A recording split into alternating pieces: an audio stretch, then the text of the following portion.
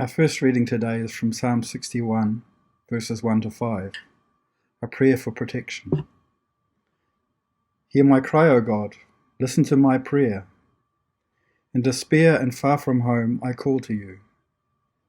Take me to a safe refuge, for you are my protector, my strong defense against my enemies. Let me live in your sanctuary all my life. Let me find safety under your wings. You have heard my promises, O God, and you have given me what belongs to those who honour you. Creating is hard. I don't mean that creating is difficult or complex or requires work. Well, it does require all of those things, but I mean that creating demands something of us that often does not come easily. When we create something, we invest ourselves in what we're creating, whether that's a smile or an ocean liner. I've been thinking about how sometimes I have to manufacture a smile that doesn't quite feel real. It can seem real enough to a stranger, but to anyone who knows me, they will see the effort that it's taken to produce. It's not that I don't mean any of what's represented by that smile. It's that making that smile and giving it to someone else requires more than I can easily give in that moment. The investment that I've made in that smile has taken more than I had to spare, and it's hard to see that go. It might seem strange to some because they find that they are made stronger by the presence of others around them. For them, the giving of a smile makes connection and gives energy to both the smiler and the smilee. For those more like me, the smile drains a little of our energy. When we've an abundance, then that's fine. But when we're running on empty, it can drag us down and wear us even thinner than when we began. I think it's the same for any kind of creating. When our energy is at a low ebb, it's harder to create because creating uses up energy. It's why God rested on the sixth day. It's why we need to rest regularly. In case you're still wondering what on earth I'm talking about, perhaps think of it this way. Think of the thing you most enjoy doing. Now think about how it is to do that thing when you're exhausted and wrung out. Or perhaps how it is to do that thing when you're broken-hearted and hurting. When it's an effort to lift your head, let alone get busy at some task or purpose. Even that thing you enjoy doing most becomes a drain on your energy. It drags at your soul and weighs you down. In other words, that thing you enjoy most becomes hard. I suspect that may have been how the psalmist was feeling in Psalm 61. From the end of the earth I call to you. From the end of the earth I call to you when my heart is faint. God, I'm struggling here. I've been torn down and crushed. I've nothing left but to call out to you. Help me, God. Now I know that every one of us has felt that way at some point in our lives. Every one of us has felt like we just don't have anything left for whatever it is that will come next. All we can do in that moment is call out and say, hear my cry, O God. Listen to my prayer. Let's pause with that for a moment. We all, each one of us, come to a point where what is in front of us is hard to imagine getting past. How does that feel? How do we respond?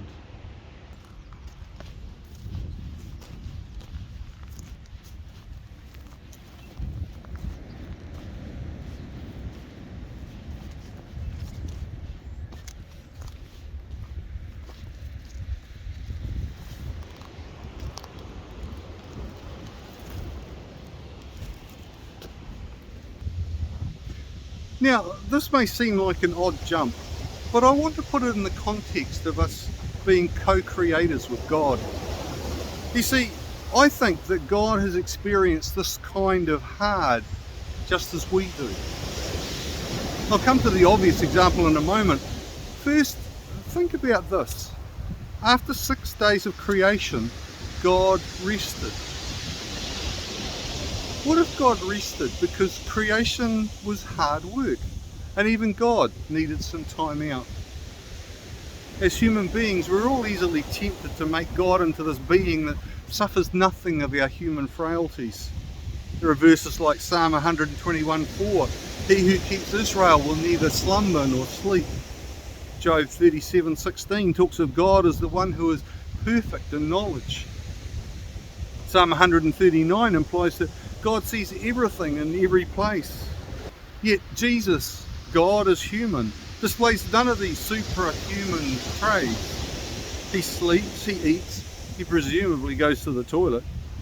A human being in the image of God, doing all these less than supernatural things.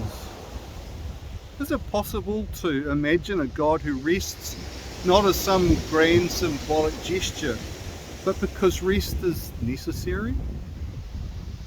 If that is the case, and I realise I may be stretching some people's limits here, but if that is the case, then maybe the reason I can call to God when my heart is faint is because God genuinely gets it. Like a parent comforting a child at the loss of a family pet. The parent is grieving just as the child is grieving, but for that very reason is the strong tower against the enemy.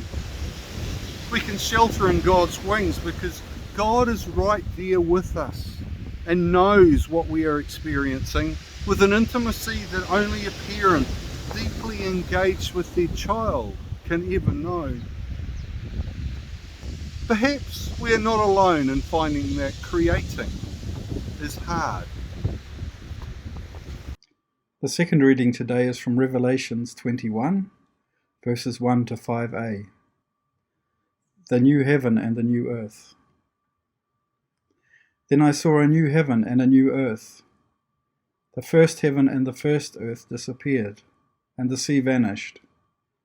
And I saw the holy city, the new Jerusalem, coming down out of heaven from God, prepared and ready, like a bride dressed to meet her husband. I had heard a loud voice speaking from the throne. Now God's home is with the human beings. He will live with them, and they shall be his people. God himself will be with them, and he will be their God.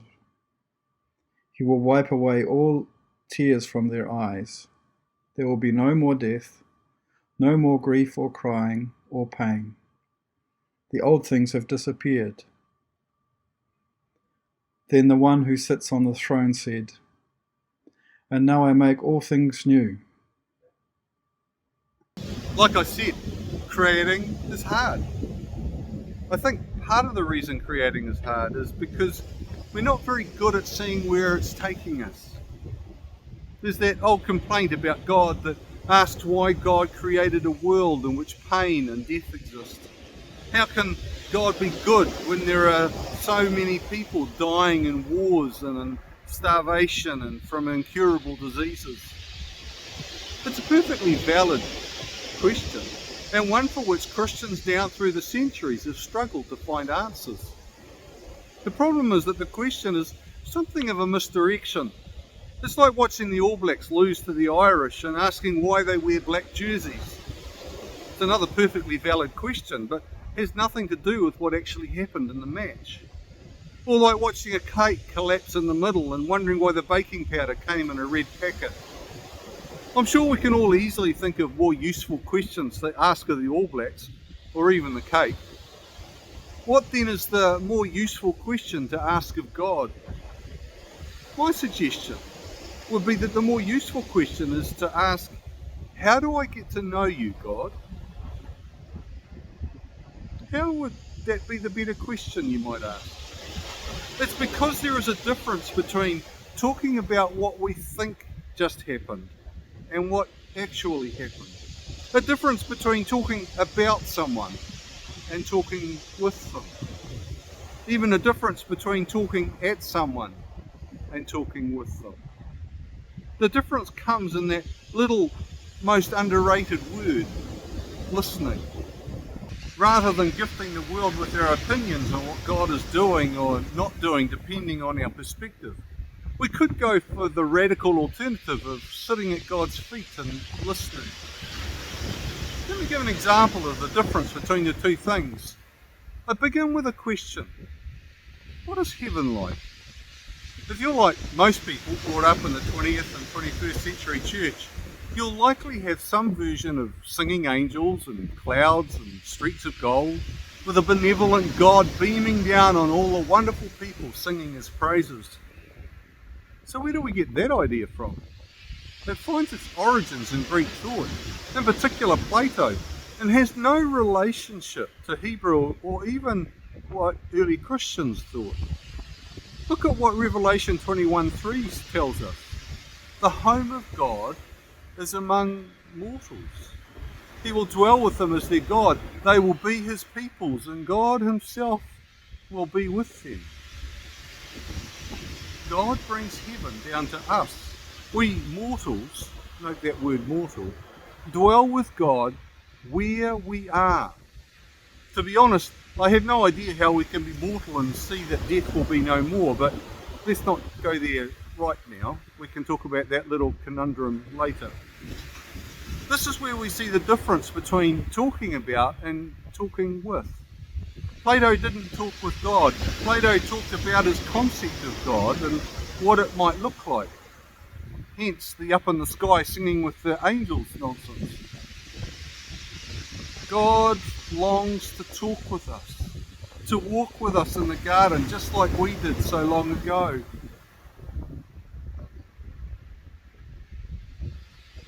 So the best way to do that is to bring back the garden to where we are. God will make all things new. In the meantime, we are at work as God's creatives, labouring to help prepare the foundation for God's return.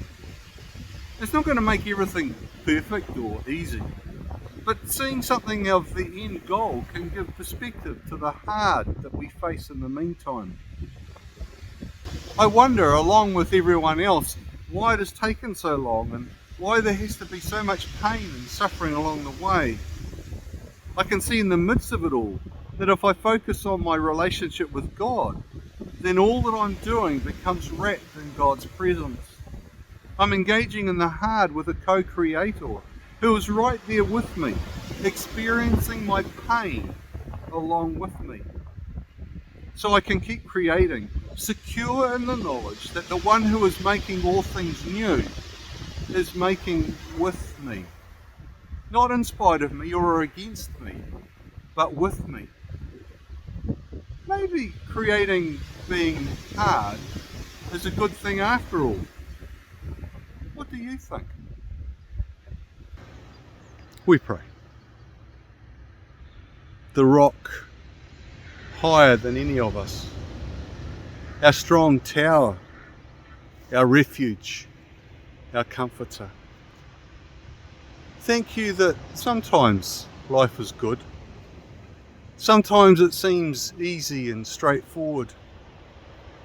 Yet sometimes it feels hard. The call to create with you seems too hard at times. We look at all that's going on around us and are tempted to throw our hands in the air and say, I can't. In those moments you are closer than we can ever know, dwelling with us in a foretaste of what is to come. Gift us, we pray, with the courage to cry into your arms, to rest in your tent and then turn and face the hard again, knowing that we're never alone. In the precious love of Christ we pray. Amen.